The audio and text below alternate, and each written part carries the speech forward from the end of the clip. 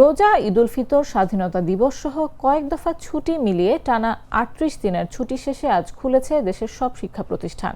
রোববার থেকে সব প্রতিষ্ঠানে যথারীতি ক্লাস চলছে। দীর্ঘ এ ছুটি শেষ হয়েছে গেল বৃহস্পতিবার। এরপর শুক্র ও শনিবারের সাপ্তাহিক ছুটি পড়ায় আজ থেকে সব শিক্ষা প্রতিষ্ঠানে ক্লাস শুরু হয়েছে।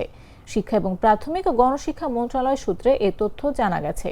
দুই মন্ত্রণালয়ের সংশ্লিষ্ট কর্মকর্তারা জানান, এবার ত্রয়োদশ জাতীয় সংসদ নির্বাচন, রোজা ও ঈদের কারণে বছরের প্রথম ৩ মাসে শ্রেণী কার্যক্রম কম হয়েছে।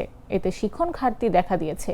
এ কারণে ছুটির পর শিক্ষা প্রতিষ্ঠানে পুরো দমে ক্লাস শুরু নির্দেশনা দেওয়া হয়েছে। আজ থেকে সব প্রতিষ্ঠানে যথারীতি ক্লাস চলবে।